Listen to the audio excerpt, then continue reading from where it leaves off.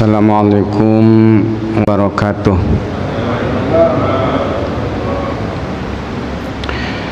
Bismillahirrahmanirrahim. Alhamdulillahi rabbil alamin. Assalatu wassalamu ala asyrafil anbiya wal mursalin Sayyidina Muhammadin wa ala alihi wa sahbihi ajma'in. Allahumma aslih ummata Muhammadin sallallahu alaihi wasallam wa farij an ummati Muhammadin sallallahu alaihi wasallam warham ummata Muhammadin sallallahu alaihi wasallam wa anshurhani fil alamin bihaqqi Muhammadin sallallahu alaihi wasallam. Amma ba'd. Mati Allah subhanahu wa ta'ala, alhamdulillah kita bersyukur pada Allah subhanahu wa ta'ala karena bulan Ramadan yang kita tunggu-tunggu, yang kita nanti-nantikan, hari ini kita telah berada di dalamnya. Mudah-mudahan kesempatan yang diberikan oleh Allah subhanahu wa ta'ala untuk kita berjumpa dengan Ramadan ini menjadi momentum terbaik meningkatkan kualitas dan kuantitas ibadah kita kepada Allah subhanahu wa ta'ala. Itulah sebabnya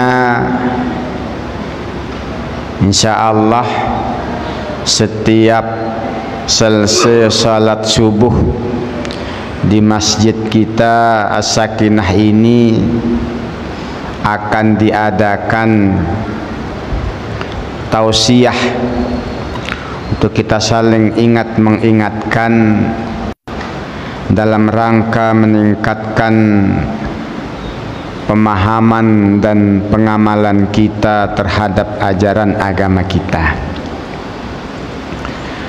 Jamaah yang dirahmati Allah subhanahu wa ta'ala, sehari kita telah melalui ibadah puasa. Hari ini sudah masuk ibadah hari kedua. Sebelum kita lanjutkan hari demi hari di bulan Ramadan, mungkin perlu kita masing-masing mereview kira-kira selama 2 malam dan 1 hari Ramadan ini sudah sejauh mana peningkatan ibadah yang kita lakukan. Apakah benar seperti yang kita targetkan bahwa dalam 2 malam 1 hari ini tidak ada satupun sholat 5 waktu kecuali dikerjakan secara berjamaah? Dicek dulu, jangan ceknya setelah lebaran terlambat nanti. Apakah benar kita nak mau khatam 6 kali di bulan Ramadan? Ini hari kedua sudah berapa juz? Jangan ceknya lebaran, nanti terlambat. Maka semua ibadah-ibadah yang lain, agar kita tidak terlena dan Ramadan berlalu begitu saja, mungkin perlu kita melihat sejauh mana peningkatan kualitas dan kuantitas ibadah kita. Itu di satu sisi. Sisi yang lain, kita juga menyadari betapapun banyaknya ibadah yang kita lakukan di bulan Ramadan ini tidak menutup kemungkinan justru pahalanya habis hangus karena suatu hal yang kita teledor melaksanakannya. Nah, ini juga perlu kita jaga. Maka dalam kesempatan ini kami ingin mengajak kepada kita semua untuk melihat salah satu penyebab dari gugurnya pahala ibadah puasa kita, yaitu tidak menjaga lisan. Maka kalau kita lihat ya, makna puasa, as-saumu lughatan huwal imsak. Puasa secara bahasa artinya menahan. Menahan dari apa? Secara bahasa dalam kisah Siti Maryam di dalam Al-Quran itu adalah sumtul yauma, kan? Aku berpuasa hari ini, bukan macam puasa tak makan tak minum, tapi tak mau ngomong. Ketika beliau dituduh oleh kaumnya telah melakukan perzinahan sehingga lahirlah Nabi Isa tanpa ada bapak, Siti Maryam mengatakan sumtul yauma, aku puasa hari ini, tak ngomong, pakai isyarat tangan beliau. Maka mudah-mudahan jamaah yang dirahmati Allah Subhanahu wa ta'ala, selain kita menjaga diri kita dari makan dan minum serta segala yang membatalkan ibadah puasa, kita juga bisa menahan lisan kita dari hal-hal yang tidak dibenarkan oleh ajaran agama. Maka Allah Subhanahu wa ta'ala mengingatkan kepada kita, ma yalfazu min qaulin illa ladaihi raqibun atid. Tidak ada satu lafaz pun dari kalimat yang kita ucapkan kecuali ada malaikat yang mencatatnya. Maka kita kenal ada malaikat raqib, ada malaikat atid yang mencatat semua amal yang kita lakukan, baik itu yang bagus maupun yang tidak baik. Jamaah yang dirahmati Allah Subhanahu wa ta'ala, dalam kitab Ihya Ulumuddin, Imam Ghazali telah membuat satu bab khusus, afatul lisan, bahaya lisan. Secara panjang lebar beliau menjelaskan di situ. Pada pertemuan kita kali ini kita akan mengingat bagaimana bahayanya ghibah dan namimah. Kami mengajak kepada Bapak Ibu jamaah sekalian untuk mendengarkan penjelasan dari Imam Nawawi radhiyallahu an dalam kitab beliau Al-Adhkarun Nawawi. Beliau menjelaskan babu tahrimil ghibati wan namimah, bab haramnya ghibah dan namimah. Langsung hukumnya disebut ya. Dari judul bab ini saja hukumnya sudah ketahuan. Hukum ghibah, hukum namimah adalah haram. Apa itu haram? Ma yu'aqabu ala fi'lihi wa yusabu ala tarkihi. Perkara yang jika dikerjakan dapat dosa, jika ditinggalkan dapat pahala. Maka kalau ada bapak ibu yang tidak mau banyak ngomong, meninggalkan ucapan karena takut berbuat ghibah, itu pahala. Diam saja sudah pahala. Atau takut kalau ngumpul-ngumpul sama kawan, nanti kalau sudah ngumpul tak bisa lepas dari ghibah nyebut orang lain, mending aku tidur di rumah. Maka selama tidur itu dapat pahala. Karena dia tidur itu salah satu usaha dan ikhtiar dia agar tidak melakukan ghibah. Sebaliknya, apabila kita membiarkan diri melakukan ghibah, baik sebagai orang yang mutakallim berkata, atau yang mustami' pendengar setia, itu sama-sama berdosa. Jamaah yang dirahmati Allah Subhanahu wa taala, apa itu ghibah? Ghibah yaitu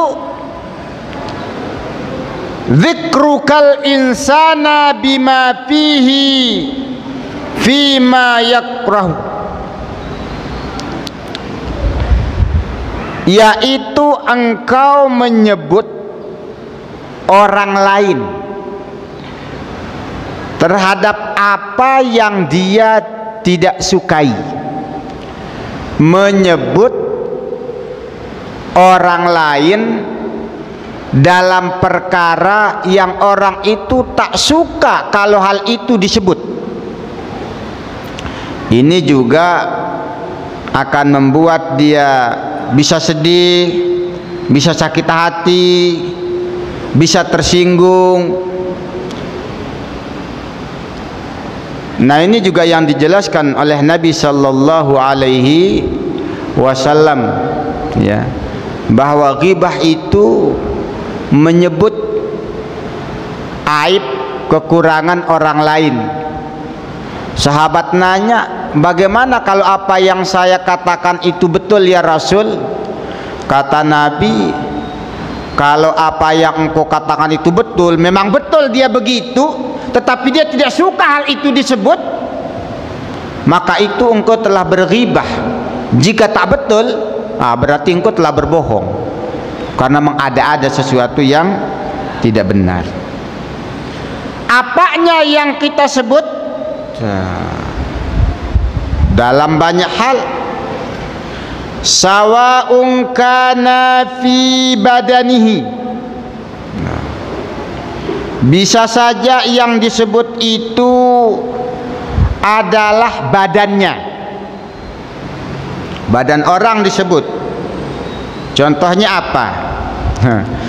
Mungkin badannya buta, matanya jeling, mungkin hidungnya pesek, mungkin mulutnya lebar, mungkin rambutnya keriting, mungkin bodinya gendut, mungkin terlalu kurus. Pokoknya badan orang, jika disebut dia tidak suka. Karena itu Bapak Ibu, kalau menyebut anak, ya, jangan biasakan panggil dia walaupun niatnya untuk dikenal dengan ciri khas yang dia tidak suka disebut dengan itu. Saya ingat dulu di Batam itu ada kawan-kawan anak-anak yang kami kadang-kadang kan kalau dari timur itu kadang ada yang rambutnya tak lurus gitu ya. Dipanggilnya apa? Indomie katanya. Jadi kalau orang dipanggil ya dengan sikap dengan fisik yang dia tidak sukai, itu termasuk ghibah. Maka hati-hati ya. Atau tidak memanggilnya, tapi ketika kita menceritakan ya, dan itu dia tidak sukai, maka jangan dipanggil dengan itu. Ini bisa yang disinggung itu adalah badan, terlalu tinggi lah, terlalu pendek, terlalu kurus, terlalu gemuk, macam-macam. Itu yang pertama. Yang kedua, dinihi, kita sebut kekurangannya dalam hal agamanya, seperti mengatakan kepada orang fasik. Itu orang itu fasik. Fasik itu pelaku dosa besar. Cerita, tahu tak orang itu? Oh, itu tukang inilah. Itu tak boleh. Maka hati-hati kita menyebut orang, apalagi menyebut dengan tuduhan yang tidak baik, itu dosa. Sariq, pencuri, atau zalim, itu orangnya itu zalim. Atau kita sebut, atau tak, orang itu jarang kali salat, padahal rumah dia dekat masjid, tapi aku jarang lah nampak dia nggak salat. Itu memang dia suka nggak salat nampaknya. Kita melihat orang, menyebut orang itu kekurangan dalam agama. Maka Bapak Ibu yang dirahmati Allah Subhanahu wa taala,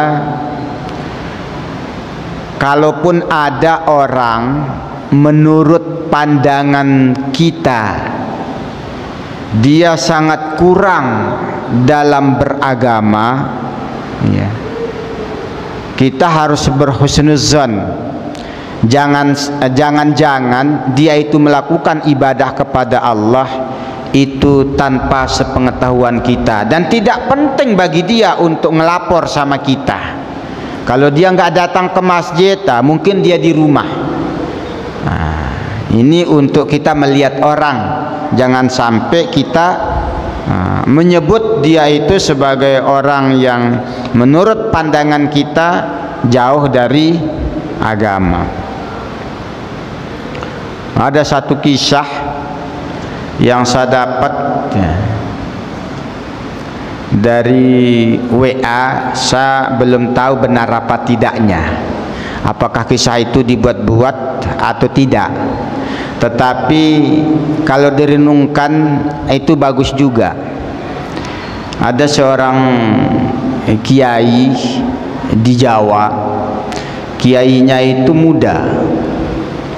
Ketika dia pergi memberikan satu pengajian undangan tablik akbar, beliau kebetulan saat itu sopirnya berhalangan, jadi beliau yang nyopir sendiri. Sambil nyopir ya,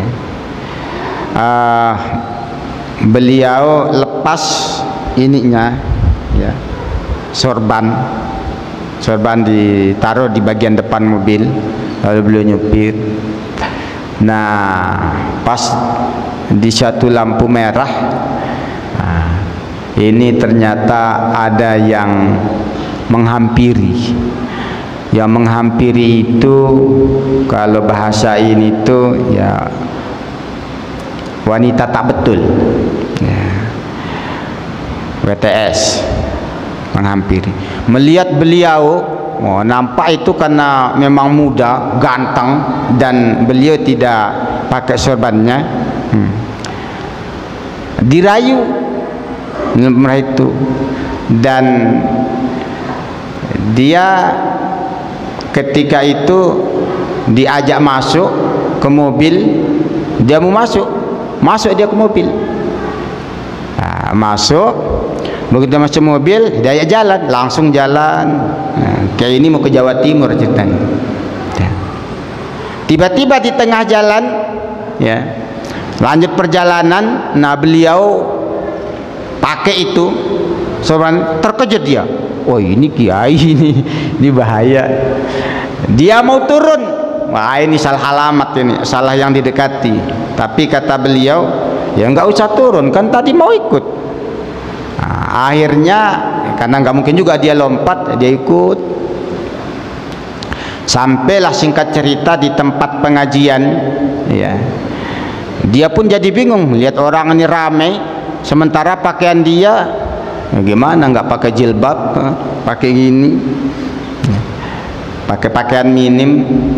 Nah, Pak Kiai ini turun, lalu dia pergi ke jamaah kepada ibu-ibu, lalu ngomong, ya, ibu-ibu mohon maaf, tadi nyainya terburu-buru lupa pakai jilbab. Ada pinjam tak? Dia pakai kan, pakai mukna. Akhirnya dikasih, lalu beliau masuk ke mobil, disuruh pakai. Nah, wanita itu pun diajak turun. Dia pun sambil gemetar tapi turun juga. Tapi begitu nyampe, nah, turun, ternyata karena jamaahnya juga tidak tahu dia itu ETS, itu rata-rata ibu-ibu pada cium tangan. Karena ini nyai cium tangan. Maka singkat cerita selesai pengajian, dia pun balik ikut mobil itu. Pulang itulah betul-betul dia bertobat kepada Allah Subhanahu wa ta'ala. Yang dia pikir, saya sejelek ini, Allah tutup kekurangan saya gara-gara perlakuan Pak Kiai. Kok orang itu pada sangat hormat sampai mencium tangan saya. Dia menangis malu kepada Allah Subhanahu wa ta'ala. Bapak Ibu jamaah yang dirahmati Allah Subhanahu wa ta'ala, kalau kita melihat apa yang dilakukan oleh Nabi sallallahu alaihi wasallam, banyak sekali contoh-contoh betapa orang yang tidak baik dalam beragama karena mungkin dia belum paham, tetapi Nabi sallallahu alaihi wasallam tidak langsung menjatuhkannya. Kisah yang terkenal ketika Arab Badui masuk ke masjid, tiba-tiba kencing. Ini kan sahabat pada geram, tetapi Nabi menahannya untuk tidak dipukul, untuk tidak diganggu. Dengan itulah banyak orang-orang yang awalnya benci terhadap Islam karena tak tahu, tiba-tiba menjadi sangat cinta kepada Islam dan kepada Nabi sallallahu alaihi wasallam. Ada juga pemuda yang ketika masuk Islam itu, dia itu orangnya itu tak bisa dilarang minum, tak bisa dilarang berzina. Ini Umar ini sudah apalah maksudnya kan. Tetapi apa cara Nabi sallallahu alaihi wasallam? Nabi ajak dia dialog. Kamu punya ibu, punya bibi, punya adik perempuan, punya. Gimana kira-kira kalau ibumu atau bibimu atau adikmu yang perempuan itu diperkosa atau oleh orang? Marah.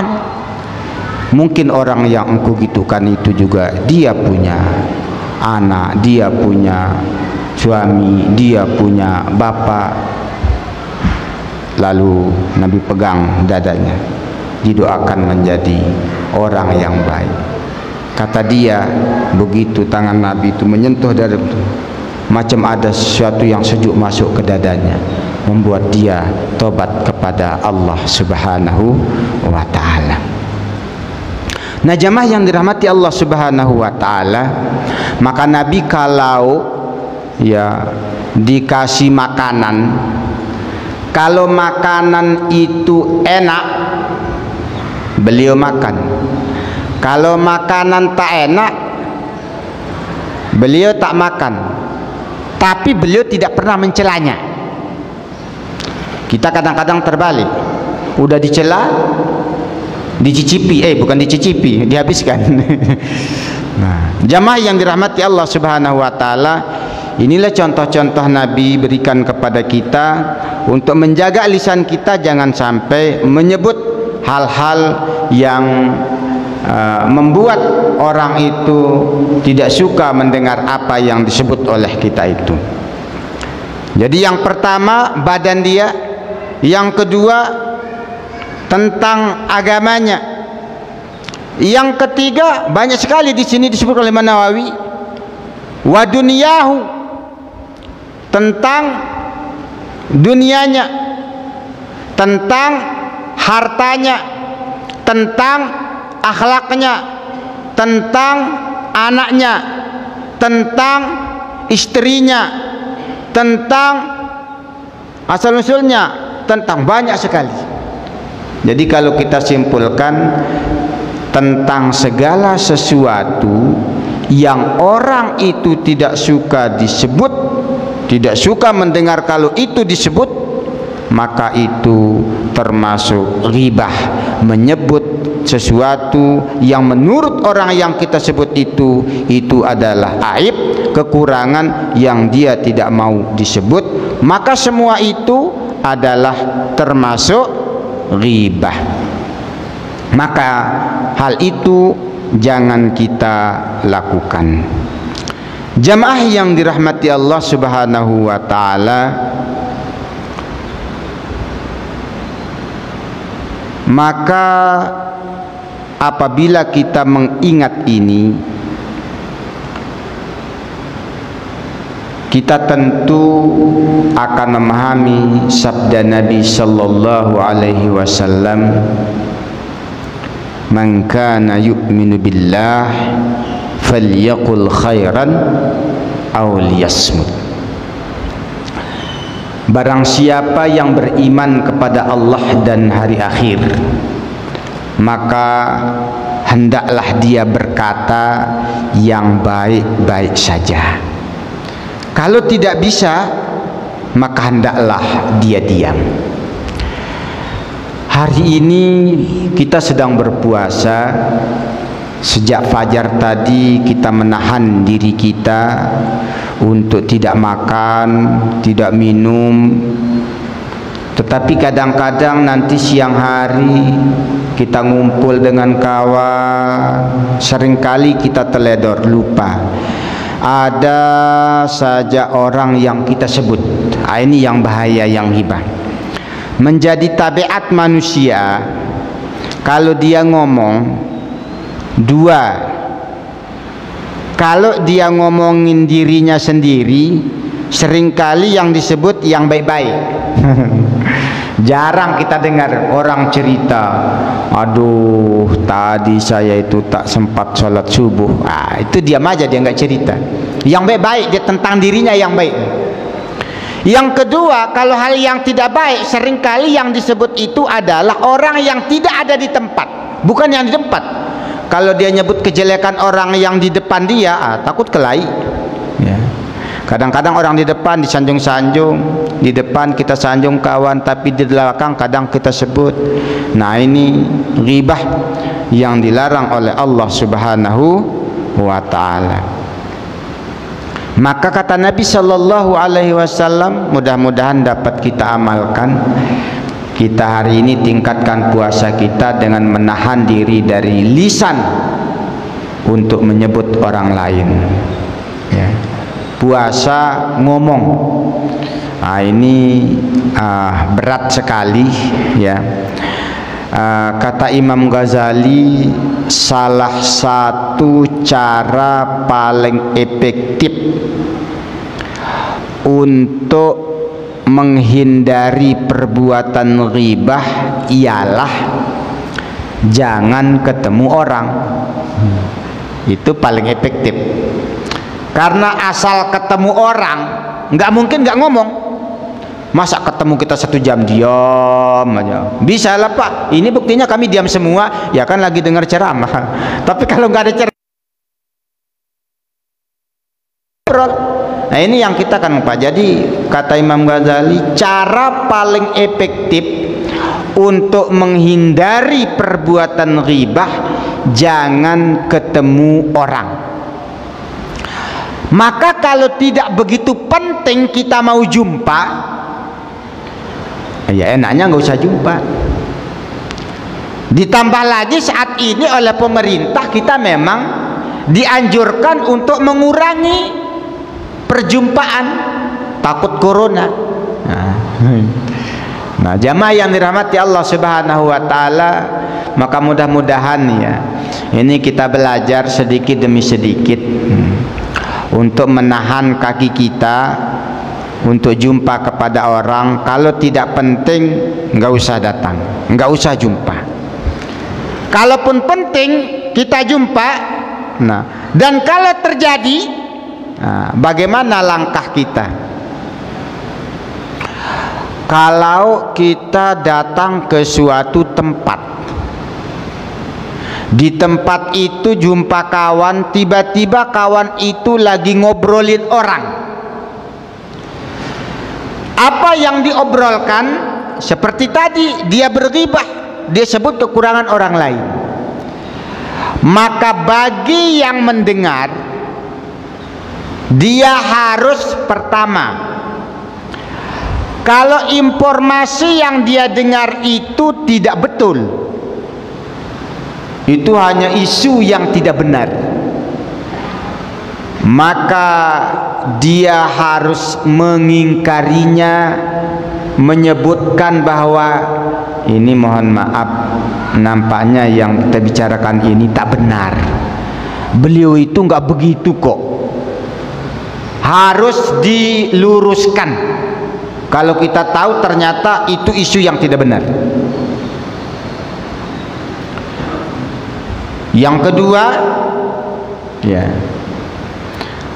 kalau kita tidak tahu dan kita tidak mampu untuk meluruskan, maka jangan ikut nyimak. Kata Imam Nawawi, silahkan Anda ingkari dengan hati dan tinggalkan majelis itu. Maka jangan sampai kita ikut menikmati pembicaraan menyebut kekurangan atau aib orang lain itu. Tinggalkan majelis itu kalau ternyata isinya hanya gosip, hanya nyebut kekurangan orang lain. Nah, jamaah yang dirahmati Allah Subhanahu wa taala, kalau kita ikut menikmati pembicaraan ghibah itu, maka tentu kita ikut berdosa, dan dosa ghibah ini bisa menghapus pahala puasa kita. Maka jamaah yang dirahmati Allah Subhanahu wa taala, agar kita terhindar dari perbuatan ghibah dalam satu majelis, memang enaknya dirancang, khususnya selama bulan suci Ramadan ini, seperti yang disampaikan oleh Pak Imam kita tadi. Kalaupun nanti ada yang mau nanya, nanyanya itu jangan yang macam-macam, yang maslahat saja. Jangan sampai pertanyaan kita, ini kadang-kadang kami jadi depan ini kadang-kadang salah juga, kadang-kadang di beberapa tempat kadang-kadang ada jamaah nanya, ya kita pikir pertanyaannya lurus-lurus, ternyata ada peristiwa yang sebelum itu kita tidak tahu. Pertanyaan itu nyindir kawan dia, kita yang tak tahu jawab lurus-lurus, nah bisa salah. Pernah kejadian di Tanjung Pinang ini,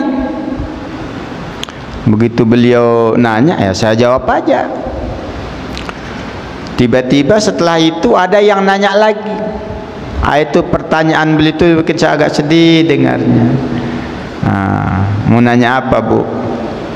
Maaf Pak Ustadz, kata dia, itu pertanyaan tadi itu sebetulnya dia nyindir saya itu Pak, kata dia. Ya Allah, di majelis Nah, karena itu Bapak Ibu yang dirahmati Allah Subhanahu wa taala, ya, mungkin kalau ada yang ingin ditanyakan atau kita diskusikan, kami persilahkan, tapi mudah-mudahan itu bukan untuk menyakiti, menyindir atau menyinggung siapapun, tapi semata-mata kita untuk muzakarah tentang agama kita.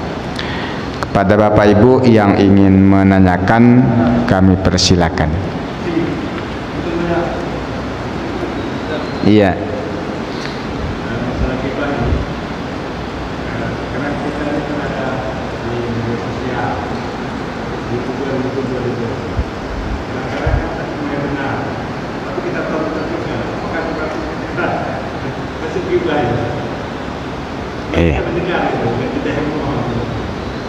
Iya. Ini bagaimana ini? Kita nggak jumpa, tetapi hari ini selalu kita bawa HP. Di media sosial itu memang luar biasa gempuran informasi, ya. Banyak sekali informasi-informasi yang kita dapat dan kita tidak tahu benar atau salahnya. Dan ternyata itu menyinggung atau menyebut kekurangan orang lain, tapi kita tonton. Gitu ya. Kira-kira dapat juga tak?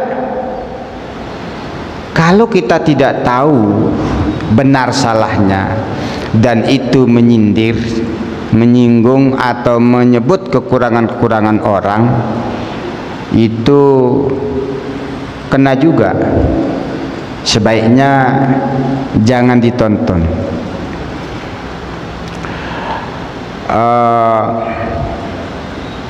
Pernah dulu Buya Hamka itu ditanya oleh orang non-muslim dengan pertanyaan yang sangat menyudutkan. Dia bilang dia pernah datang ke Timur Tengah, ternyata banyak kali orang Islam yang begini. Dia sebutlah kejelekan-kejelekan. Ya, memang ada orang yang rabun jauh karena belum kenal dengan Islam. Informasi yang dia dapat hanya kekurangan orang Islam. Nah, dia datang ke sana nampaknya ingin menyudutkan. Nah, dia sebut kejelekan gini-gini. Kata Buya Hamka, alhamdulillah saya pernah datang ke Amerika,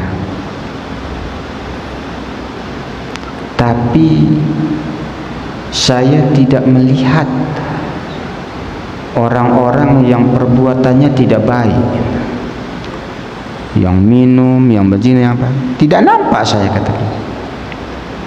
Nampaknya kemanapun kita pergi, kalau hati kita, kalau pikiran kita baik, maka yang nampak oleh kita itu yang baik-baik. Kemanapun kita pergi, kalau pikiran kita, hati kita tidak baik, maka yang nampak yang tidak baik. Walaupun di sekelilingnya itu banyak sampah, karena dasar mata lebah yang dia cari bunga. Walaupun di sekelilingnya taman, tapi karena dasar mata lalat yang dia cari dan hinggapi adalah yang busuk. Maka di bulan Ramadan ini mungkin perlu kita berniat. Yang mau ku dengar ini pokoknya yang mau ditonton yang bagus-bagus. Di TV itu kan juga banyak channel-channel. Di HP juga kita banyak. Ya, kita niatlah pokoknya asal yang ditonton yang ngaji, yang apa, yang tausiah. Kalau diturutkan, apalagi di TV-TV kita itu memang tak bagus sekali. Hampir semua film itu tidak mendidik. Bahasanya, sikapnya termasuk film santri lah, film apa bahasanya itu tak ada yang mendidik. Nah, bagusnya itu dikurangi. Kita gantilah dengan banyak-banyak membaca Al-Quranul Karim, sehingga hati kita ya selalu ingat kepada Allah. Maka kalau menjaga lisan itu tingkatan puasa yang kedua, kata Imam Ghazali, menjaga hati itu tingkatan puasa yang ketiga, yaitu menjaga hati dari selain Allah Subhanahu wa ta'ala. Hatinya zikir, yang diingat hanya Allah Subhanahu wa ta'ala. Saya kira itu ya, bagusnya kita tinggalkan, karena kita tak sadar itu sesungguhnya kita sudah masuk dalam perangkap kenikmatan nonton-nonton yang, karena dibumbu dengan hiburan-hiburan, apalagi sekarang gosip apa itu di TV itu banyak yang model gitu ya. Ada yang lain? Iya Ustaz. Tentang fikih salat. Oh iya. Dalam sholat tarawih sebagai imam,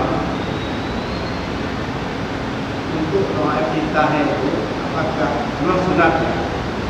Apakah boleh kita potong sampai wasilah wajah juga kita baca? Dan untuk sholat akhirnya, apakah boleh sampai wa'ala Muhammad atau kami dulunya?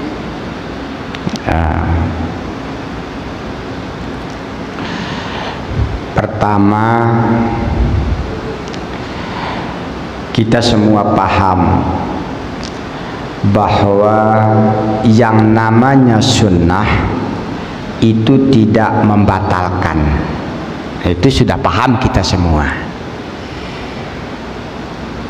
Bagaimana kalau untuk meraih jamaah? Gitu ya bahasanya. Jadi doa iftitahnya itu tidak semuanya dibaca. Boleh tidak? Bab boleh, boleh. Daripada tak baca sama sekali, sebagian pun boleh, bab boleh. Tapi kalaupun mau yang tidak panjang, dicari yang inti, dicari yang inti. Saya kalau mau doa iftitah yang tidak panjang, justru yang di awalnya yang nggak dibaca, mulainya dari wajjahtu wajhiya lilladzi. Itu hadisnya lebih kuat. Kalau memangkas, banyak, ada belasan di sini dalam kitab Al-Azkarun Nawaini, bacaan doa iftitah. Ya. Nah, itu nanti ya kita ada di sini. Termasuk tasyahud yang paling pendek itu ada. Artinya kalau mau meringkas, jangan yang panjang itu kita potong, mana yang mau kita potong. Pilih redaksi hadis yang itu bacaan dari Nabi, tapi yang lebih ringkas. Nah, berarti buka Al-Azkar nanti nih. Tapi bab di situ ya. Ini kalau kita sekarang panjang ceritanya nanti. Intinya sepakat kita boleh. Cuma kalau mau motong, ya, jangan motong sembarang. Lebih bagus pilih redaksi yang disampaikan oleh Nabi Sallallahu Alaihi Wasallam, yang redaksinya itu lebih ringkas. Kalaupun nggak dibaca sama sekali kan nggak masalah. Nah, itu jawaban yang pertama. Yang kedua,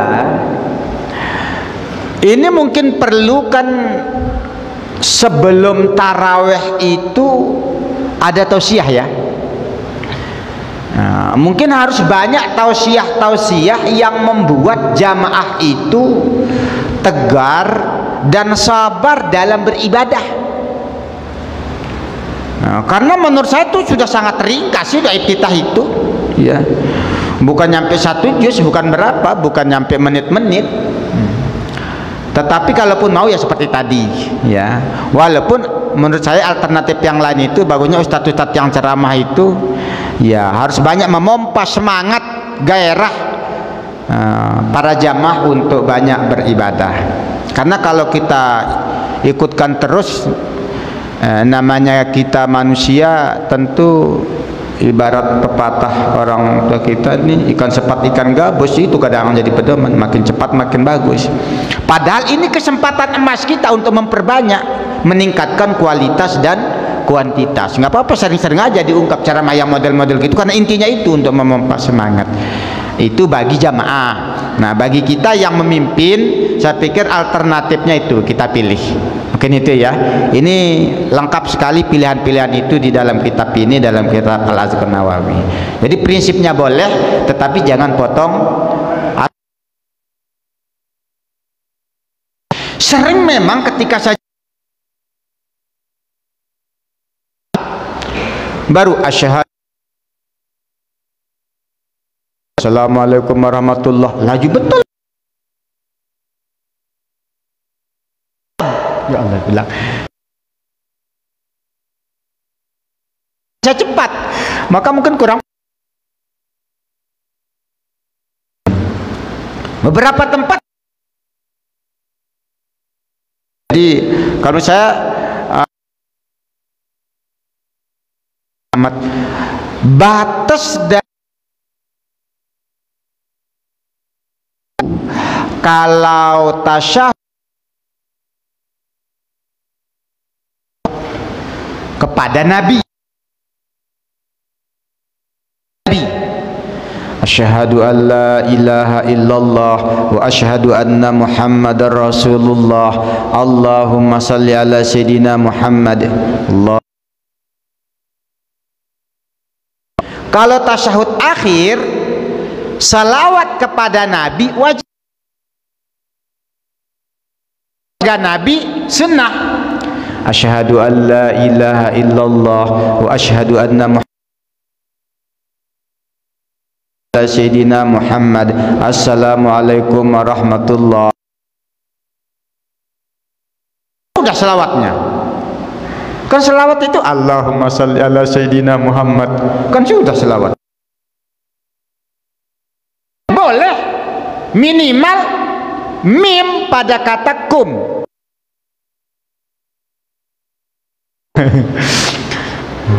Itu paket khusus.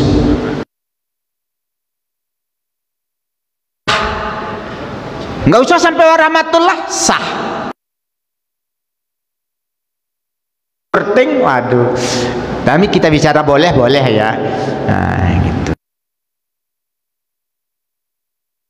Pak Ustadz nih, Pak Imam kita nanya karena mungkin berat kali meraih jamaah sekarang ini, maka disebut oleh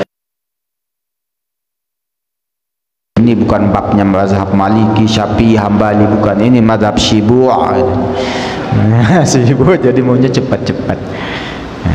Jadi saya kira itu ya, mudah-mudahan nanti kita bisa sharing lebih jauh tentang pilihan-pilihan bacaan yang mau diringkas di dalam salat, tapi itu juga dari Nabi kita Muhammad sallallahu alaihi wasallam, karena banyak hadisnya ya tentang tasyahud, tentang iftitah juga banyak. Saya kira itu ya. Ada lagi? Tidak ada.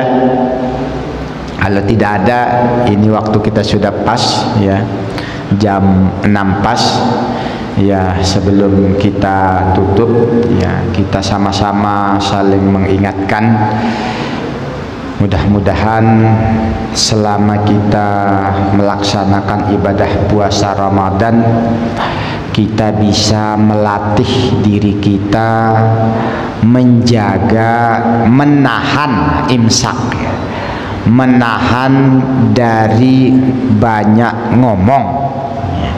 Caranya dua: satu, kurangi jumpa dengan orang; dua, perbanyak baca Quran supaya mulut ini sibuk, karena nggak mungkin dia diam terus ya, dia harus ngomong. Mulut ini kan memang untuk ngomong, tapi diarahkan kepada membaca Al-Quran, sehingga mudah-mudahan minimal di bulan Ramadan ini kita bisa khatam minimal lah 3 kali selama sebulan.